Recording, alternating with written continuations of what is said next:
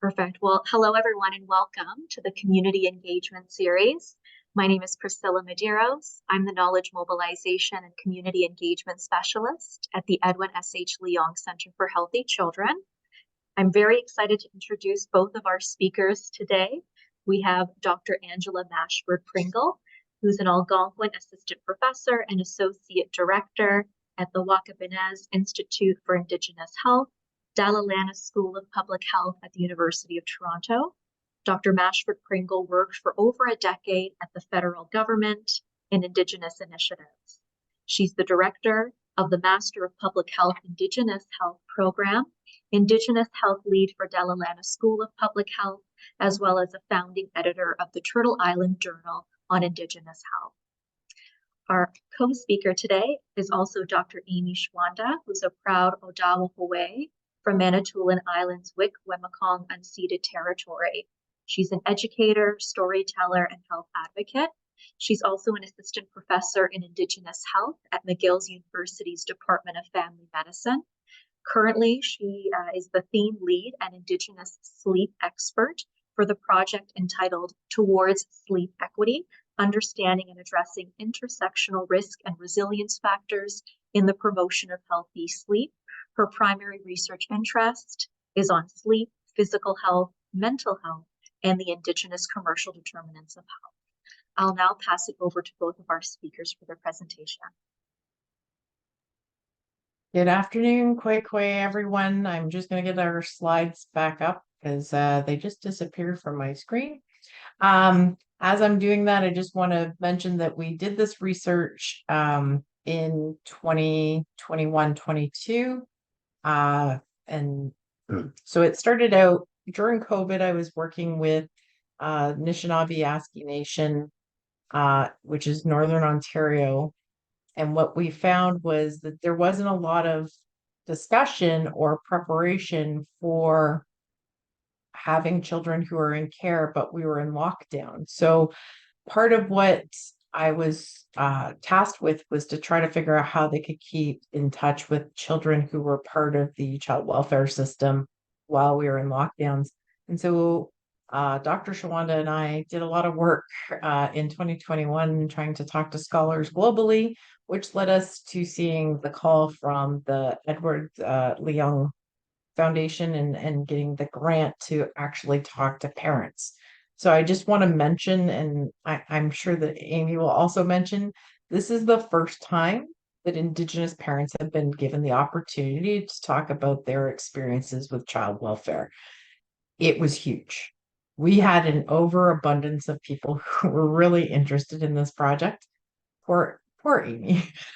She had people coming every day asking, even after we were done our recruitment, if they could tell their story.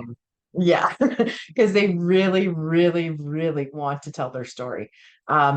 It has been a harrowing experience for most Indigenous families. And as we talk about it today, you'll understand why this is a very important project and something that will hopefully lead to policy changes, educational changes, and the way that we think about child welfare in general.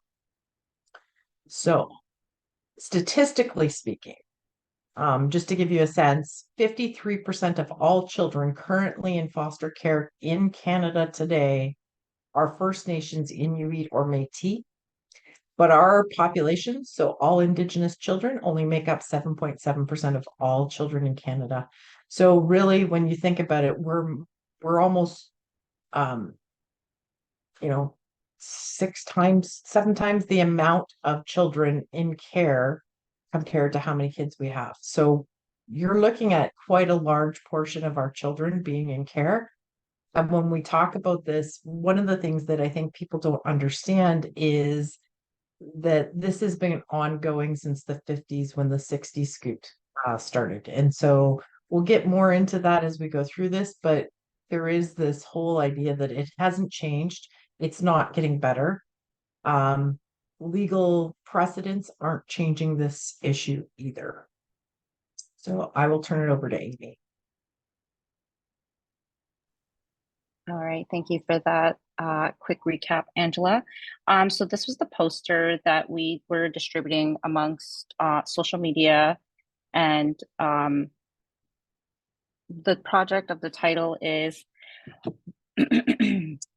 Waaneziyenhwiininoodjimoowayin.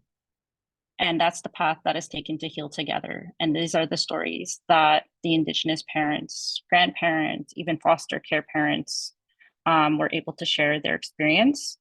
And so these stories it was a privilege to listen to each of their stories, and that they trusted me and they contacted me and still contacting me today to share their stories. And they were very difficult stories to listen to. I was trying not to be emotionally triggered by them or like start crying while they're sharing their stories. I actually had to hold it together until I hit stop record because their stories were very challenging, also very inspiring to see where everybody had were in their journey with child welfare. So we had started at various points of it. And so we had new moms, grandmas, we had foster parents, all sharing their perspectives on what that looked like and what that entailed and what were their suggestions moving forward.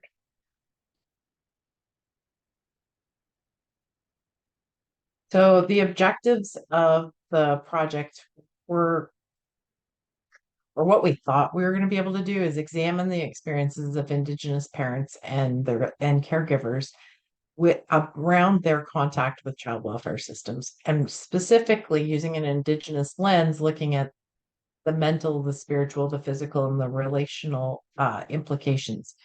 That sounds easy to do if we were going to do this in a very strict Western sense, but that didn't quite pull off, because we got this and a lot more out of the stories that we heard. We wanted to analyze the intersection of the social determinants of health and being Indigenous, and then the parent-child relationship. And unfortunately, for a lot of the participants, we didn't get to this point, because while they would talk about the social determinants of health as it affected them in terms of child welfare, we didn't even get into what did it mean to be Indigenous and be in child welfare. There was just too much information. That wasn't a question we felt comfortable asking. And so we do hear it, but it doesn't come across in the way that Western research would expect us to find. And then we also wanted to strategically share the unique needs and challenges for policy and practice, which we're just starting to do now. We finished the analysis in June. So we're just starting to get to this, but congratulations to Dr. Shwanda, because she got a job as an assistant professor in the middle of all of this. And so we haven't actually had much time to talk to each other and move anything forward. But again, this is the first of its kind in terms of talking to Indigenous parents and caregivers, and it's really important for this work to move forward. So I will turn it back to you. So I try to change the language in terms of how I talk to Indigenous peoples, communities, and nations when they are the knowledge contributors. So I try to refrain from calling them participants.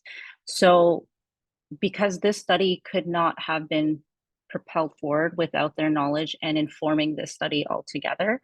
And so what they had shared, just kind of give a brief synopsis of what I was going through in the interviews that we were doing, was they had a lot of negative, as you would expect, they did have a lot of negative experiences. They even were fearful to share stories with me. And I had to reassure them, and really grounded in Indigenous ways of doing and being, and OCAP principles as well, is like I just reassured them, like, you are in charge of your story, this is yours. So they felt a little bit more comfortable. And every time I contact them, like, you still have a right to withdraw your story at this point in time. A lot of them also felt like there was a lot of stories where there was unjust situations where they were just victims of circumstances, and they weren't able to, they lost their child, or there was threats of losing their child. Even when they were sharing their story with me, there was a lot of anxiousness I could hear in their voice. Their voice was shaky. And, I just listened to everything they said, or some of them were experiencing multiple of these things happening simultaneously, and just reassuring them throughout, like, there is trying to be like listening, but also trying to address the questions throughout this. I did follow up with them after the interview and just checked in, sent emails to say like, hey, how's it going? Do you, like, even before we ended the session, I said, do you have someone to support you before we get off? And all of them did tell me they had someone, or they already had counselors in place, or they were going to, because this was in the spring, they were going to ceremony, or some of them were in the process of going through like friendship centers and things like that. So I did try to maintain my best to support them from afar, but also ensuring that their mental health would not take a hit after this. And in addition, after the interview, like I would follow up in emails. I do maintain some contact with some of them. They'll update me on the progress of their journey, which is really, really nice. And again, a privilege that that they trust me enough to continue that relationship with them. And so this is where they're at. I'm starting to see like empowerment in some of the families. I didn't get to follow all of them. It was up to them if they wanted to. But you could really see this progress happening. And I've been on a speaking circuit as of recently, and I saw one of them at a conference, and they shared with me like, it was so nice to meet you in person. And they shared like sharing their story felt so good for them. Somebody finally listened. And I think that's a big part of this study, was that somebody's finally listening to what I have to say, and it could change policy. Take it to you, Angela. All right, so if you can click all of them down. Yeah, so so some of them, this was the child welfare system. It did originate from a Euro-Western model down in Toronto, actually. That's where it first was established. But when I grew up on my First Nation, and I've always known about Kanakabeshkume. And I thought everybody had an Indigenous CAS. It was just a normal thing. But as there was these laws that they followed, these policies, there was banned bylaws, they had Indigenous workers that would come in and assess what's going on and tried their best to keep the family, but realizing that this was not the model everywhere else. And then as I got more educated during my undergrad, I started to learn about the Euro-Western model of child welfare system, and learning about how the forceful removal was just, again, that enactment from Indian Act, the Indian Residential School, to the 60 scoop. And when that 60 scoop happened, they were like, oh my gosh, this is what happened. Like, they can't parent their children because we sent them to Indian Residential School. We severed that tie of parenting, and now we have to take all these children away because they don't know how to parent. And then so that has had an intergenerational effect to many families, although like this isn't just there are also a lot of families out there too. I just want to briefly mention that's not part of this particular study, is that there are also a lot of intergenerational cycle breakers as well. But these two models, very, very different. And there are 13, I think there's 12 actually, I think I accidentally hit a typo there, 12 agencies in Ontario covering all parts of the region. And there's 140 in Canada. And I'll let you speak a little bit more to this, Angela. Yeah, so part of the, like I was saying at the beginning, when I was working with Anishinaabe Nation, one of the problems is, even when you have an Indigenous child welfare system, so you have Native CAS, is it's still governed by the Euro-Western model. So this becomes a problem as we start to listen. You'll see when we get to the results section that this continues to be a problem, because you can be trained in culturally safe and trauma-informed care, which is what a lot of MSWs, like Indigenous MSWs, do. But the problem is you still fall under the Ontario, the whatever province law. And the laws were always garnered for people that had money, who could do things that most Indigenous families couldn't do, or wasn't actually in our normal traditional ways of being, if you will. So, for example, we don't stockpile food. Like, that's a very Western thing to do, is to have an entire cart full of cans and dried foods. Like, we just didn't do that.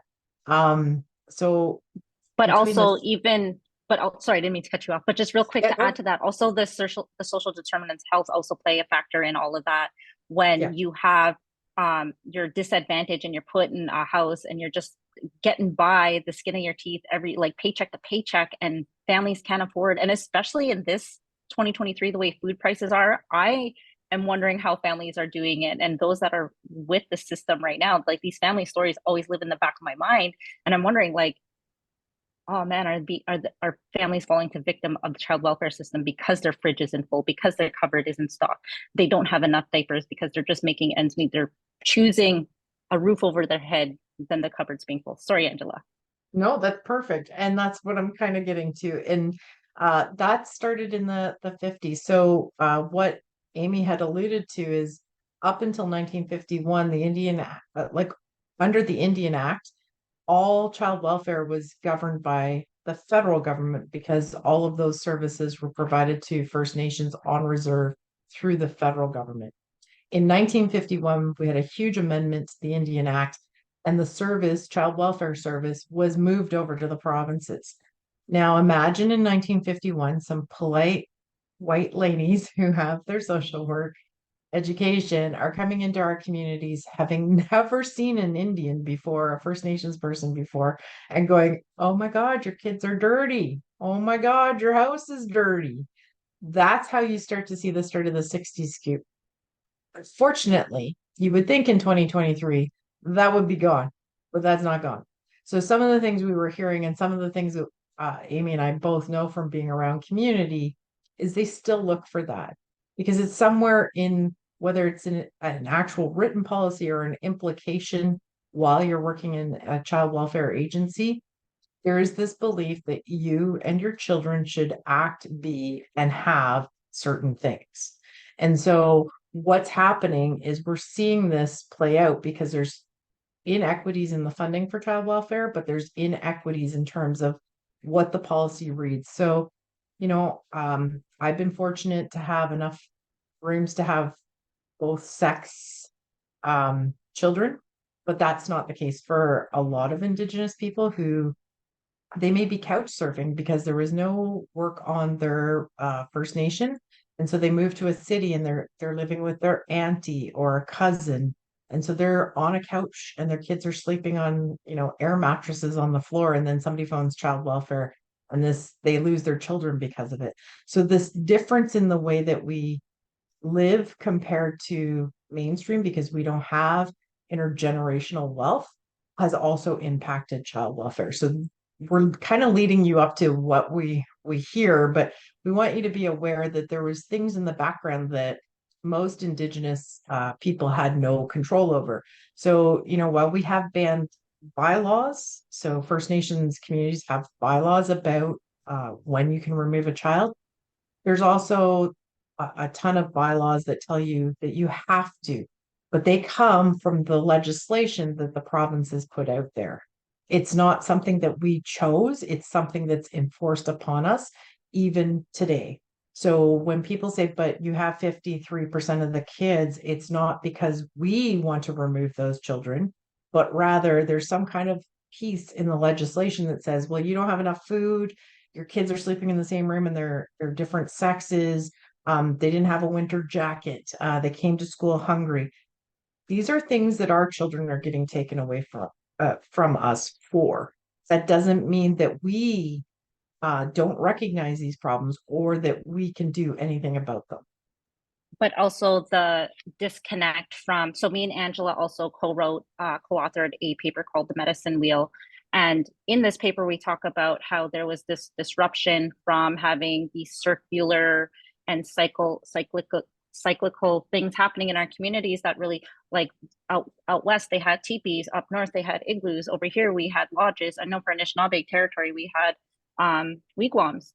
And so we all slept in the same room, and there was no dividers.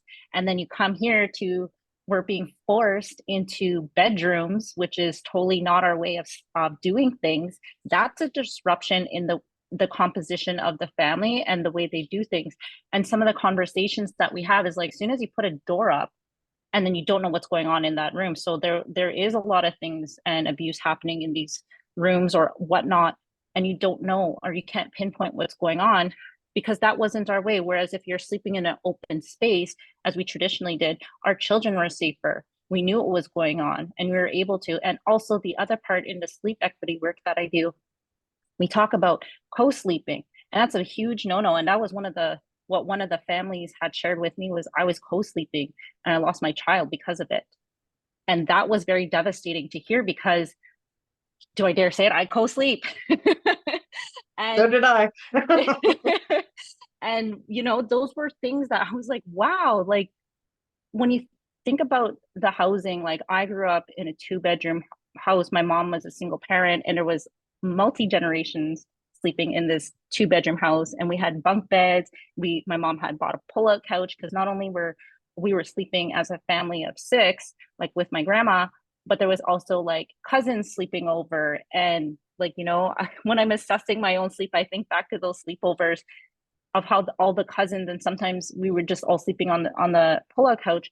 But I didn't realize until like my adult life, and I was reflecting on these memories, that sometimes my cousins weren't able to go home that night because of whatever reason. They stayed at my mom's, or sometimes they stayed there for months or a year or so. So like, these things seemed so normalized in our communities, but I didn't realize that fear till I had my own children. I was like, everybody needs to have their own bedroom. Everybody needs to have their own room and their own bed and their own bedding and things like that. So again, when I heard those, I was like, I can relate to that fear of that family when they lost their child because of co-sleeping. So I just wanted to add some of these real issues that sometimes we take for granted and we don't really think about. And actually, Amy, you just reminded me. And we also have, for most of us, it's not a written thing, but we all learn this ethic of non-interference.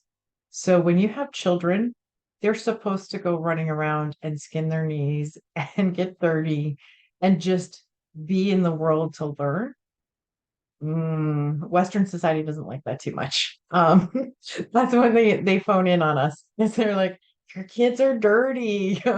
Your kids are running around all over the place. And it's like, but when we were living in our communities, that was acceptable. So when we come to the cities, we don't know any different. And so there's this whole unlearning that has to happen when we get here. And it happens really rapidly for some people, because their kids are all of a sudden taken. And then they realize, well, that was the way I grew up. That's the way my cousins grew up. That's the way my aunties and uncles grew up.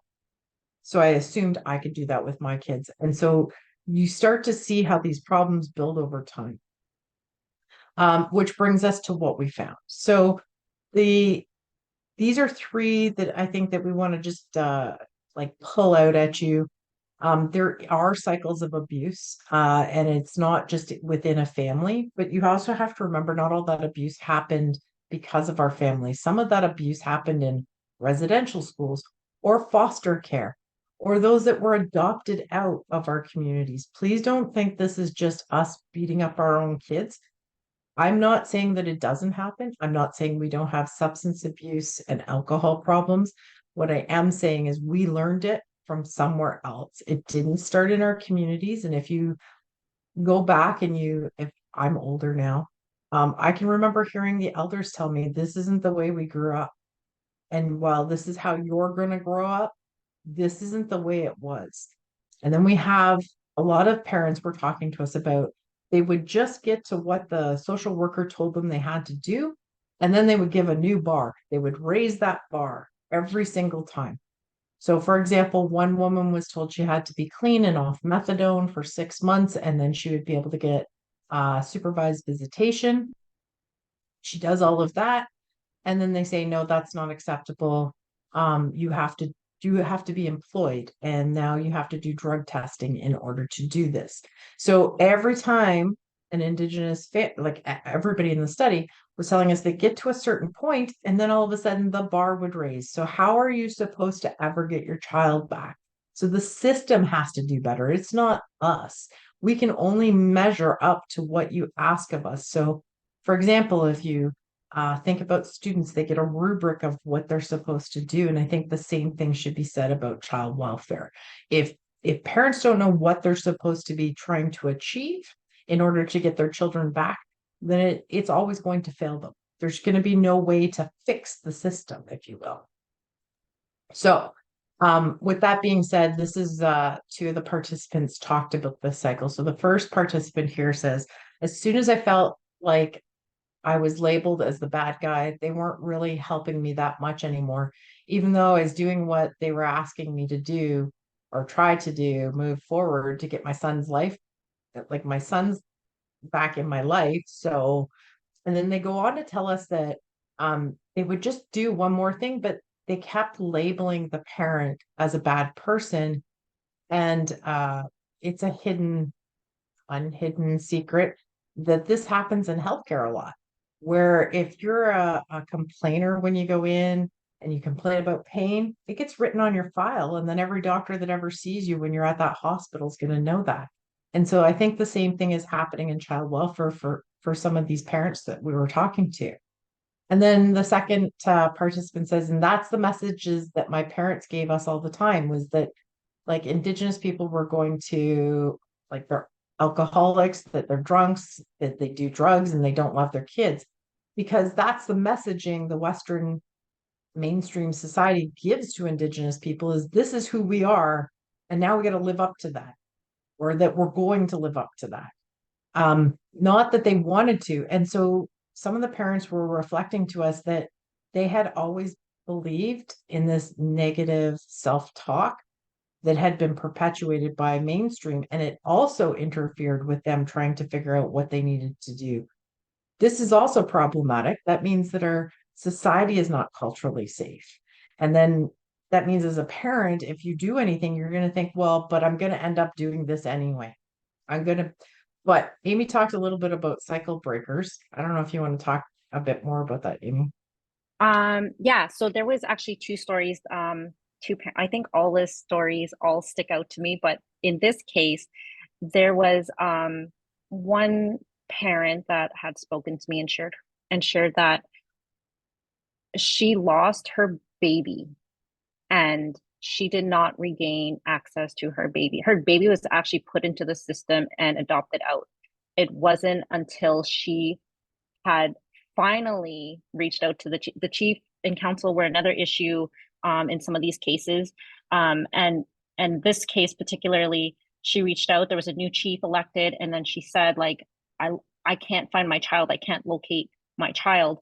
And then they end up finding out that the young girl now at this point was adopted out.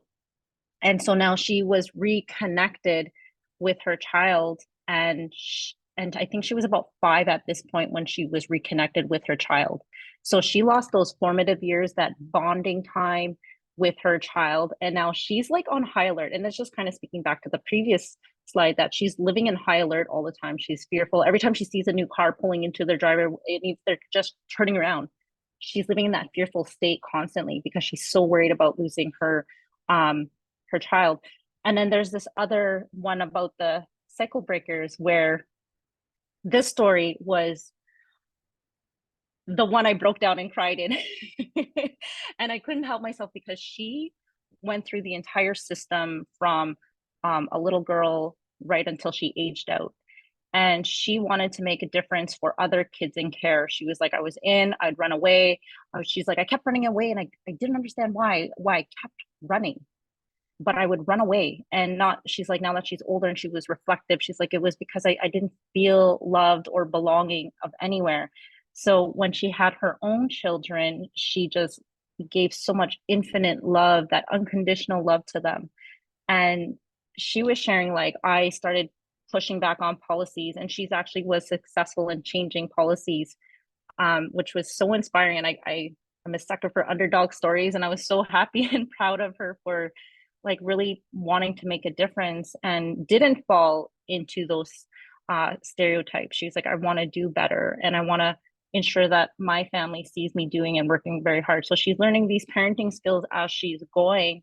And so that was one of that story. I think it was the last interview, and that's the one I broke down in. So again, There was lots of them that gave us examples of how they tried to meet the bar and the bar would move. Like, I can't, out of the 20 people we talked to, I think almost every single one of them, this happened in some sense of the word. So here, because I've seen kids in foster care who shouldn't be in foster care and whose families didn't have either the education, the means, or just the intellect to fight properly, right? And I just thought, like, how often does this happen? So this was a foster parent, and they were talking about the fact that they would have kids that they didn't think should be in care, but somehow the parents didn't know what to do, which is also another issue that Amy and I talked about. A future study that we didn't put on the slides today is actually educating Indigenous parents on how the system works so that they can actually do something. Like, part of the problem is not knowing what it is, right? We don't see it until it happens. And so it's a system that I think a lot of parents, even if they had some, one pagers on what to do if child welfare comes to your door, would be helpful.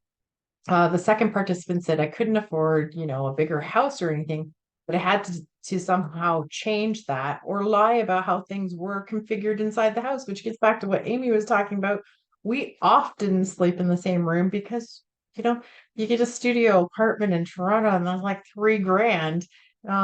That's almost all of your salary for the month. So yeah, there's not bedrooms for each kid. And so when child welfare comes, you're going to have to lie about it if you don't want to lose your kids. And this is a reality that a lot of the participants were talking about, is we just don't have the means by which they want us to jump through a hoop and we can't make it. Or we have to leave the city, which is where our job is. And so now you're commuting for 2 hours. So you're missing your kid more to actually get your kid back. So it's a weird scenario. So some of the other themes that we found that we thought were important is children's well-being was a theme. A lot of the participants were talking about they were worried about their kids while they were in care. And I'm going to just tell you, I remember one of the stories. You also have, it takes no time to go look at newspaper articles. There's been for the last 20, even 30 years, Indigenous children who are dying in child welfare. But she was telling the story about her child came for a supervised visit and she had bruises all over her. And when she asked the social worker, she said, well, she must have fallen down. But she knew the bruises couldn't have come from that. I can't remember which participant number that was, but she kept talking about how the kid had bruises near her shoulders, meaning somebody was holding her and grabbing her by the shoulders and possibly shaking her or something. So they got worried about their children's well-being while they were in foster care, or whatever was happening, it could get worse. And also, to talk about child's well-being, there was this story that came out that this one participant shared about. She was fed moldy food. I was so blown away when I recall that story. Her and her brothers were fed moldy food, and she was so sad, and like, this is what I'm being fed. And I could hear the hurt in her voice and devastation she was feeling. And she talked about how she has issues with food, and this plays a lifelong role in what was done to them in the child welfare system. And she was even like recalling someone. She's like, it's not my story to tell. Like, my brother is his own person, and the fact that we were even fed this, I could see those issues stemming out. And there was some of them that talked about being locked in bedrooms by white families, non-Indigenous families. And they said, like, I just felt like I was a paycheck to them. And so hearing these stories just really talks to this, even though they go through this, I don't know how rigorous, but one of the foster parents that talked to me said how rigorous the process is. But like, is there love in these homes, if at all, to care for them? She's like, yeah, the children are coming from very devastating circumstances sometimes, but sometimes they're not. They're just here and they just kind of need that reassurance and that love. And sometimes, like, they're running away. Yeah, well, if you're coming from some dysfunction, of course you're going to run away. And she's like, I just kept opening my door and I just kept opening my door for them. And then finally, she said this one young lady was like, you're not giving up on me. And so she finally settled down and she was like, okay, I think I want to go to school now, because she just kept an open door policy, like, keep running away. I know you're going through stuff. So again, because that was an Indigenous foster family, just kept that open door of love versus, not, mind you, not all families. There are always different circumstances, of course. But one of the key things that always stood out to me in this was, believe the child when they tell you we're being abused. Believe us. So that was something very interesting that I was like, that still hits home with me today when they were talking about that. Go ahead, Angela. Which gets into supporting parents and grandparents and foster families, because the foster parent talks a lot about, you're a foster parent and they won't even pay $30 for or they only want to pay $30 for somebody to watch 6 kids for an evening. I don't know anybody that's going to come and watch 6 kids for $30. Like, you're not going to find a sitter for that. But they expect them to go to all these trainings and such. But the other thing that foster parent said that I thought was very interesting is they get training on how to support the children in their care. But when do we do that for parents and grandparents? And so this was something else that we heard from some of the parents, is they wish they had some. So some of them found cultural programs that we'll talk about in a minute, but when they found those, that also supported them as parents and grandparents in how to then get away from the stereotypes, get away from the negative behaviors, and start to be cycle breakers. So this is also important, is that we don't have a lot of support for Indigenous parents and grandparents, which leads to community wellness. If they are not well, if families aren't well, our communities aren't well. This is just a normal thing that we talk about in Indigenous, I guess, Indigenous circles at least. Community wellness is about everyone still being together. And that goes to restoring traditional practices and making sure that we have access to cultural events and ceremonies that you want the children to have. And I'm Algonquin, Amy's not. So the ceremonies I would have are different. So if I had a Coast Salish child here, I don't know their ceremonies. So even if I'm an Indigenous foster parent, I'm not doing them a service because I don't know their practices. And that's also difficult. And it's difficult for mainstream to understand why we see the big difference, but mainstream doesn't necessarily see that difference, if that makes sense. Oops, I'm past one. So again, this is just a parent that was talking about this, and that wasn't good enough for them. And my mom went to court, and I gave my mom custody of my kids because they were trying to put my kids, even though my mom was there at this point, they were trying to put them in foster care, like a foster house, for like 3 months. And then they got split up when they were in foster care. So this whole conversation is, at least if the siblings are together, they can look after each other. But if you're splitting them up, which seems to be mainstream's big thing to do with Indigenous siblings, then they don't have each other, which is also problematic and is also not supporting parents, because now you've got to go to 3 different supervised visits because not all the kids they're not all coming from the same house, right? So it's really hard for parents to get to see all their kids. And it's also hard on the kids because just before they came to child welfare, they were together. So just a FYI. And then culture is a big thing. So this one participant says, and then I remember there was a reunification ceremony that they had for me and my daughter at the powwow the summer she came home.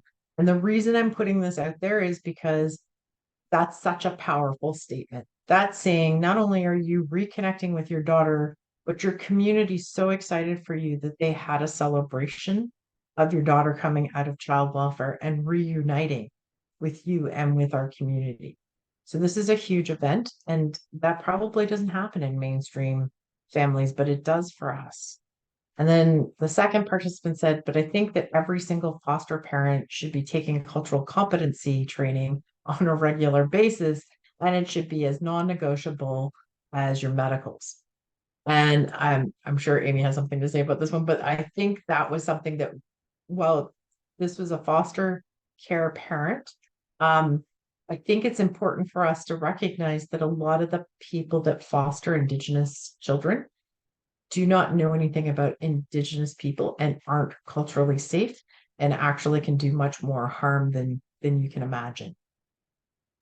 And there was also parents, because some of them have been involved years and years with CAS. They often said, like, I could tell there's like high rates of turnover as well, and because they wouldn't even know my culture, and they would talk about this, like they would be given cards, like the social workers cards, and they would look at it and be like, oh, here's another one. Here's another one I got to educate on my culture. There's another one I got to teach about customs. And they said, like, that's not my job. That should be job of the organization of people that they're bringing in. They should know the service area that they're teaching. And so like these things that were sticking out was like, I feel like that was so obvious when they were talking about that. And yeah, I think I'll leave it at that because I think we speak more to other things in the next slide. So the big thing, this is the overarching theme that I personally took from all of the, like, listening to and reading all of the transcripts, was social work education as it exists in Canada today and the way that it's positioned going into child welfare legislation and policies are at odds. Why do I say that? Because most of the social work programs, and we're in the process of now going through social work education in the provinces and how it looks in the Truth and Reconciliation era, if you will. They often say, hey, we can do this culturally appropriate care and trauma-informed care. But when you go into the policies, what you're finding is it's still telling you they have to have food, they have to have this, they have to have that, which may, in my opinion, not may, is culturally unsafe. It just, period, it is. There's no other way to put it than it's culturally unsafe. The MCCSS in Ontario have policies and procedures, and they're not flexible. They're not allowing for culture. They're not allowing for our traditional ways of being. They're not allowing kinship care in a lot of the cases we were hearing about. And if they did, then they had a heck of a fight to get kinship care in place if there wasn't a Native CAS involved in the case. And that shouldn't happen either, which means that the policies and legislation that Ontario currently has is in direct opposition to Indigenous people and their families staying together, because kinship care would be the most appropriate care we can provide. As long as the people that we're talking about in the kinship care are, of sound mind and good to go, they should be able to take them. But what we were hearing is that's not happening. And actually there was one participant who said, I knew they were coming and not to circumvent them, but I wanted my kids with my family. My family is from Manitoba, so I did everything I could to take my kids back to Manitoba instead of them taking them here because I wanted them in kinship care. That says volumes to me. That tells me that what we're teaching social workers is, yes, you can do this stuff. And then when they get into practice, they can't. And so there's this big incongruency between what you're supposed to do in practice and what we're teaching theoretically in schools. It has to stop. We have to end it here. We have to find ways to get these two to collide, because not all of these kids went through Native CAS either. Some of them were going through mainstream. They didn't even know they had the opportunity to move their children to Native CAS. This is also problematic. So when I say all of these things, we started to see where the gaps and the policies and the legislation exist. Now we still have to write all of this up, but now you can start to see what I figured this was the biggest issue. So we need supportive and open child welfare practice. And what does that mean? We have to stop this practice of removal. We did hear from, I think it was one or two participants where birth alerts in Ontario are still in existence, where their kids in the last 5 years have been taken through a birth alert. So if you don't know what a birth alert is, it means, hey, we have an Indigenous woman here who's going to give birth. And because she's Indigenous, we need a social worker to come attend the birth so they can make a decision on it, whether they should be able to keep their child or not. We also heard from many of the participants that their kids were taken, and that they couldn't figure out what they were supposed to do to actually fix it. In a couple of instances out of the 22 people that or 20 people that we talked to, they said they ended up getting their chief involved from their First Nation. And if they hadn't done that, they would have never got the child back because the things kept moving. It was always constantly shifting. And then some participants were so afraid, as Amy's talked about, that they were going to lose their children without warning, that they would freak out when they heard social services were coming. It didn't matter for what reason, they would just like panic. And so then they were worried about, what does the kid look like? What's my house look like? And, this comes from generations of Indigenous people having to be afraid of child welfare, right? And the other thing too, really quick before we get into yeah, that, that one parent story that she shared with me, CAS showed up at her door and she slipped out and closed the door behind her and said, they're like, can we come in? She's like, no, you cannot come in. And they were like, why not? She's like, well, because you're here unannounced. I don't know what you're here for, but no, you can't go to my house. And I thought, wow, she's empowered. She's like, but she only learned that from attending the, what is it called? The Friendship Center had told her, they advised her, they told her, like, this is what you do. Don't even give them anything. They'll look at you with a microscope. And so this is where it comes in, weaponizing that child welfare. It's used to intimidate Indigenous families. Like, well, if you don't do this, I'm going to call. I've had that actually said to me. Well, if you don't do this, I'm going to call child welfare. I'm like, go ahead, call them. Frick, I'll call them for you. I'll pick up the phone. And they're like, they don't even know what to do. And often this is made to in compliance of whatever it may be. And these are the most vulnerable populations as Indigenous people. I am in a position of power. I do realize that. And I try to take this knowledge out and share with other parents. And a big part of that too, I know you can speak to a lot of this because we had conversation about how child welfare is constantly weaponized against Indigenous parents, whether they're a father, a mother, a grandparent, an aunt and uncle in kinship care. It's always hanging over them like, you are one mistake, you are one conversation of pissing me off before I take your kid. And it's easy for me to pick up that phone. So that's how child welfare is being weaponized, to alienate those parents from their children because you're not complying to what I have to say, and I'm going to make you by inflicting fear in you right now. So because we have this history of government, and again, this abuse cycle with the government and legislation and policies, that these psychological games are now at play, and it's trying to outsmart the system or play the system against itself, if you will. But I'll let you take some of that, Angela. So, and I just realized I missed one. Whose model is it anyway? Well, it's not ours. Because we would have done a talking, well, actually, we would have done a restorative healing circle, for the most part, to figure out what we could do. And if the parents were not of the frame of mind to take care of kids, so I'm talking about parents who have substance use issues or mental health issues, and they are not in the right space, that's where kinship comes into it. May not be the grandparents, it could be a second cousin who can take those kids because they already have kids of their own about the same age. So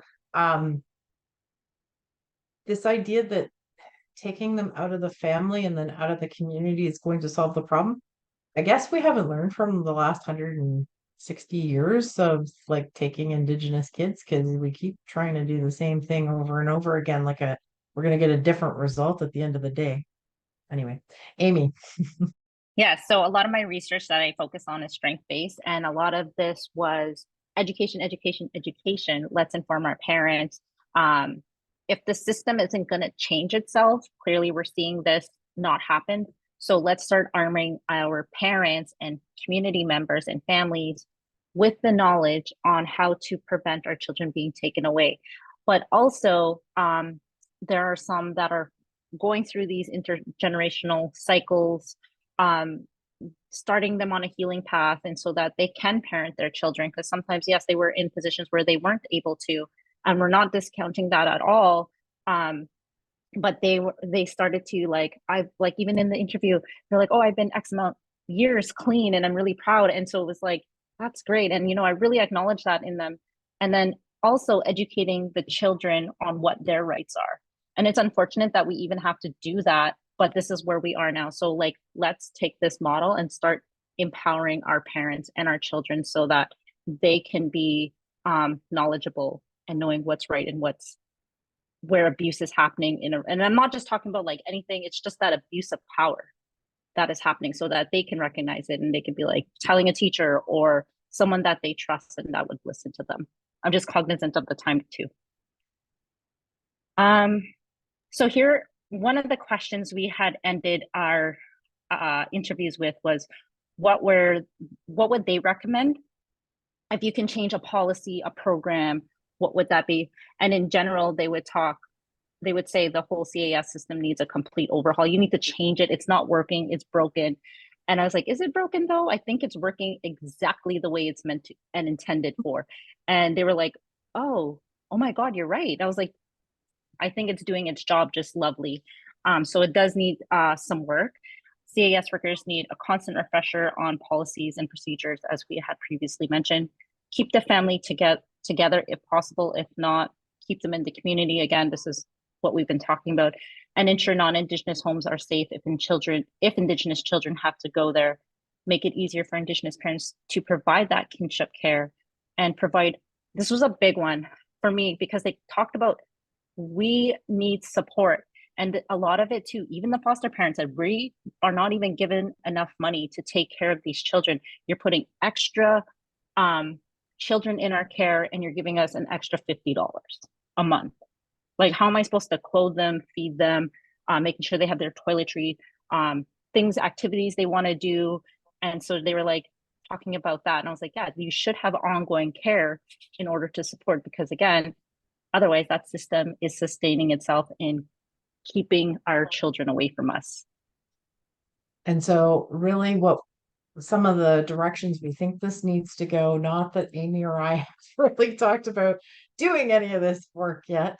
So we need further story work, because apparently there's a lot of Indigenous parents who really need the opportunity to just be able to express their experiences, which I feel is sort of like it could get as big as like the Truth and Reconciliation Commission for child welfare. So it could be an enormous project. We need talking circles talking about the impact child welfare has had on our physical, emotional, mental, and spiritual well-being as Indigenous people, as Indigenous families, and as Indigenous communities. And then finally, we need to do a full scan, a full depth dive on policy for each of the provinces and territories regarding what Indigenous child welfare looks like today. Even though we now have the Act Respecting First Nations, Inuit, and Métis Children, Youth, and Families, which was supposed to change all of this. And what we're finding is not, at least what we're hearing, and that act came in 2020, it still hasn't changed anything. Just a reminder again that there's inter and intra-generational trauma. Inter, most people have heard, parent to child. Intra is sibling to sibling or cousin to cousin. And Every Child Matters is about talking about not just what happened at residential schools and the mass graves, but think about that as the starting place, if you will, just so that you have a sense of it's a foundational block. But after that, things have continued to happen that pull our children away from our families. And that's a key that you need to be aware of. Thank you so much, Chi McGwitch, and I will stop there. Thank you so much to both of our presenters. We have a few moments left, so I certainly would like to open it up to the question period. Please feel free to raise your virtual hand or to write your question within the chat box. I'll keep an eye just to make sure that I bring those questions to the attention of our speakers.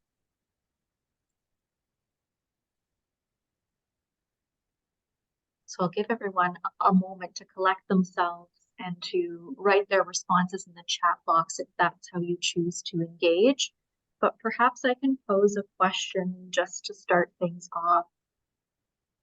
I'm sure there was a great deal of engagement with community that took place around the collaboration of this particular project. And I'm curious how you went about creating a governing council for this particular project. How did you go about establishing that council? Who was involved? And what roles and responsibilities did they share or have through all stages of the project? Well, unlike normal projects, I already had established relationships with Thunder Women's Healing Lodge, Native Women's Resource Center of Toronto, and Aboriginal Legal Services. We didn't want to go talk to Native Child and Family Services of Toronto because that is CAS. What we wanted to know, because our partners helped us to develop the project, they were more interested in, okay, what are the stories so that we can fill the gaps? Okay. So I already had established relationships. So all I did was go to my partners and say, hey, what do you think? Is this something you want to talk about? And they're like, oh my God, yes, we need this in Toronto. Like, we got to find out about what programs and services are offered. So they came and they helped us with the questions. They helped us do the analysis when we started to do analysis. We haven't started to write, so I'm sure they'll help us with the writing. And most recently, like, things are starting to change in the child welfare landscape in Ontario because now Native CAS can't be where you have your supervised visits. So one of our partners is now going to be the supervised visit site for Toronto. That was never their goal, but now they're taking this up. So they're taking what we're saying, what we've heard, to make sure that they're doing it in the most culturally appropriate way. Yes, I realize we finished in like April and we did our analysis by June, but no, it takes a lot of time to write this up in a very culturally safe way. So the guiding council of community groups that we were working with are still helping us. Like, we haven't had a discussion since, I think it was June. I could be wrong. I think it was June. And we were all supposed to take our pieces away and then come back, and it's just been very busy to come back to, but at least all of our community partners are aware of these main findings and they know we have to do something with them. That's great. Thank you so much for reflecting on that question. Astrid, I know you also have a question. We'll take a couple extra moments if that's all right with everyone. I apologize. I have to run to a meeting, but I'm going to follow up with an email to both of you just about some related work that we're doing and wondering whether just when you get to the point of some of your maybe policy facing work, whether it would make sense to collaborate, but just also very warm thanks for spending the time with us and presenting, and to such powerful stories and such an important area. And I apologize, I'm late for another meeting. Sorry. Okay. Okay. Yeah, Astrid. I understand. If anybody has questions, they can honestly, I'm pretty sure you can go to Priscilla or you can just email us and we'd be happy to answer. Absolutely. So keeping that in mind, thank you, Angela, for that. If anyone is interested, please feel free to reach out to me directly or directly to Angela and Amy with your questions. Again, thank you so much for joining us for today's community engagement series. We certainly hope you have a wonderful rest of the day and weekend, and we look forward to welcoming you to our next event in November. Stay tuned for those details. Bye, everyone.